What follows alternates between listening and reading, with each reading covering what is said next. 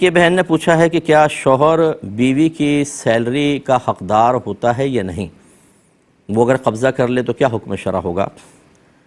دیکھیں، آپ کو پہلے بھی بتایا تھا، میرے خیال میں یہ کویشچن آتے رہتے ہیں، لیکن یہ بہرحال میں نے اس لیے شامل کیا کہ ذرا شوہر حضرات سمجھ لیں کہ بیوی جو ہوتی ہے وہ اپنی ذاتی محنت سے جو کچھ حاصل کرے گی وہ اس کا ہوگا، اور اس پر شوہر کا بالکل حق نہیں ہے۔ اگر عورت چاہے تو وہ اپنے میں سے دے سکتی ہے، بالکل اس میں کوئی حرج نہیں ہے،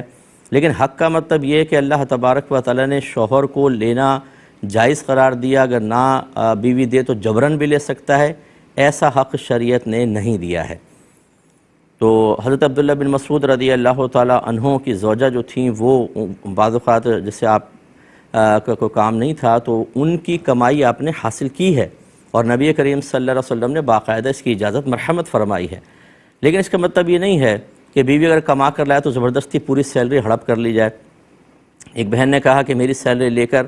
اور اس سے گھر کا خرچہ چلاتے ہیں، اور جو اپنی چیزیں سیلری وغیرہ ہوتی ہے سب وہ بہن بھائیوں پہ خرچ کرتے ہیں، یعنی اپنے بہن بھائیوں پر، اور تمام یوٹیلیٹی بلز وغیرہ اور گھر کے معاملات میرے خرچے سے چلتے ہیں، حالانکہ نان نفقہ تو شوہر پہ واجب ہے۔ یہ چیزیں شوہر کی ذمہ داری ہیں، بیوی کی تو ہے نہیں۔ ہاں، بیوی اگر